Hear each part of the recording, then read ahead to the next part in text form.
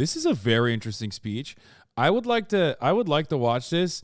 I don't have enough time. Like, this is a 36-minute speech, and it would be very boring to watch on, very boring probably to watch on the broadcast. But the Heritage Foundation is an incredibly important think tank for the Republican movement. So important that the Heritage Foundation originally was the one that, if I'm not mistaken, was it American Enterprise Institute or Heritage Foundation that originally crafted the marketplace solution to nationalize or socialize medicine that ultimately became Romney Care in Massachusetts and then turned into Obamacare or the ACA. I think it was. It was actually Heritage Foundation. Here you have Tucker Carlson talking to the Heritage Foundation, an incredibly, incredibly important Republican think tank, and those supporters about how he was wrong about the red wave and the Blake Masters, J.D. Vance. Well, J.D. Vance ended up winning, but the Blake Masters and like Lee Zeldin, unhinged weirdo coalition that he was propping up. Public, often wrong, not usually in front of other people, that I thought I've just got to take some time off and think about why I was so unbelievably wrong. So I went pheasant hunting. Not that Are they though? I mean, there's a million other think tanks just like it. The Heritage Foundation, the Manhattan Institute, ALEC, and American Enterprise Institute, off the top of my fucking dome, are four of the most formative and most important fucking think tanks for the conservative movement. Moral Majority is another one that like basically predated all these. No, Cato is fucking nonsensical. Are you kidding me? Cato is a meme and a joke. Libertarians are laughed at every fucking room, okay?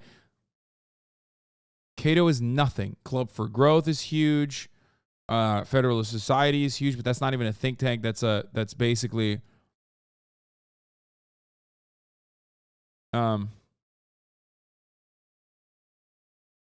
I'm talking conservative movement, broad conservative movement. AIPAC is just foreign interest group for Israel. That's different.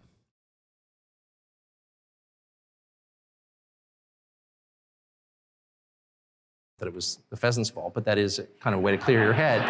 And I wound up, because bird hunting really is, again, not good for the birds, but very good for you. And I wound up in South Dakota with Kevin, among other people, including a couple of my college roommates. And I was so impressed by him as a person. And really, having spent my life in Washington, I can tell you, if you're not from here, the key question about anybody who runs any institution in Washington is, how false is this person? God sends messages, we can't immediately translate all of them. So I can't tell you what that meant. There clearly is meaning. The point is, the man who runs Heritage is not false at all. In fact, my assessment of him was, he's completely real. He's an honest person. He means it. He's not playing a role. And that was so thrilling to me to see that. And by the way, it was confirmed by one of Heritage's security people who was standing backstage with me, and I asked him, because the security guys always know, they're all former cops. You know, they've seen everything. They have seen humanity in various states of drunken undress. Like, you can't shock them. And they know who's real and who's not. And I asked, what do you think? And one of them said to me, to my face, I would go to war for him. And I thought, and these are the kind of people who will tell you the truth. I mean, like, why would he lie to me? Oh my God, he's just glazing up his fucking daddies, dude. That's what he's doing here. I did learn what I wanted to do with the rest of my life, which was become a journalist. And that was really under the guidance of a man called Adam Meyerson, who ran it, who was... Tucker Carlson originally wanted to be CIA, and then apparently his dad was literally CIA. It's journalism-facing branch, which I did not know that, by the way.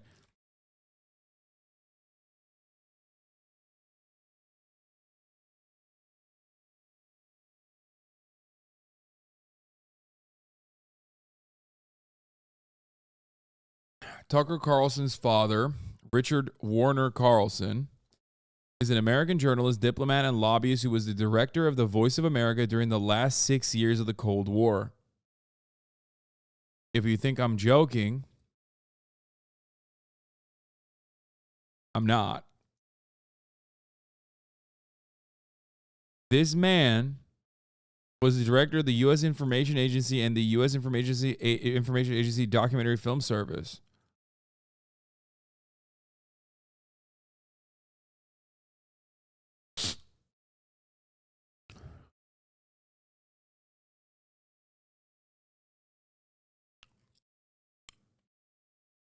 Tucker Carlson is a Nepo baby, but for the CIA.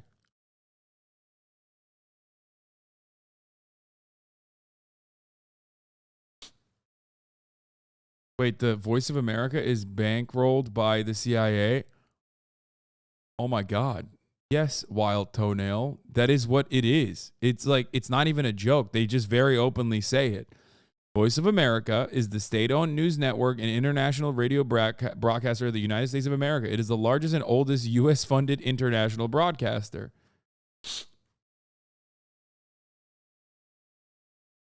Here are all the languages that it exists in, including Tibetan.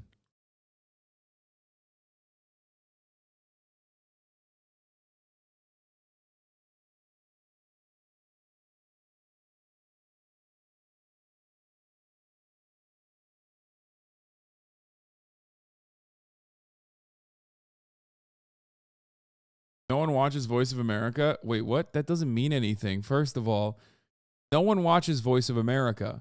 It doesn't come from Voice of America. Oh my gosh, she's like, she's flinching again. No one watches Voice of America.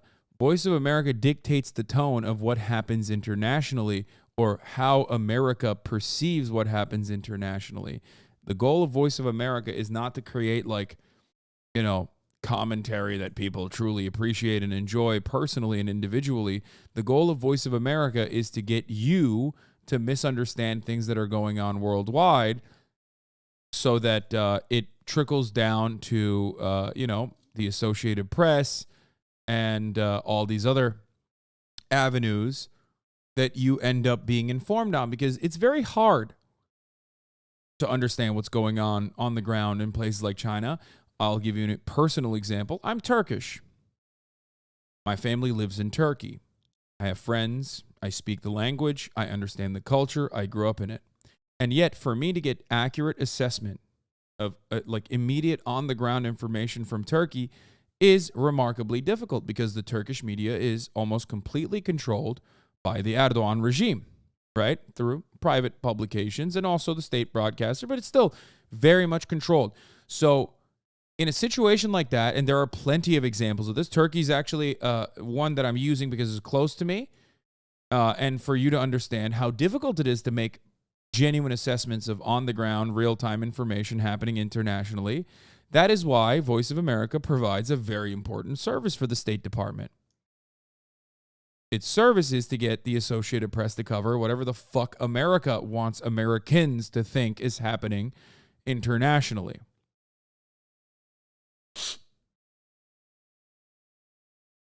I thought you said you had no problem with state-owned media. Of course I don't. But that doesn't mean I won't criticize it when it's working, you know, as the propaganda arm of the CIA.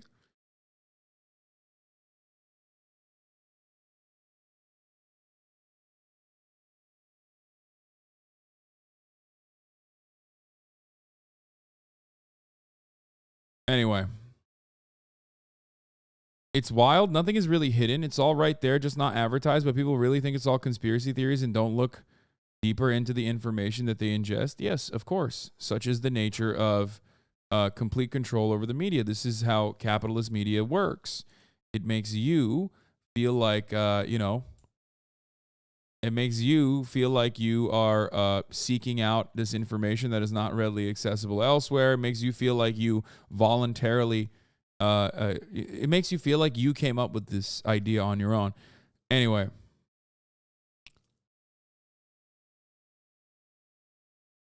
So let's move on from this.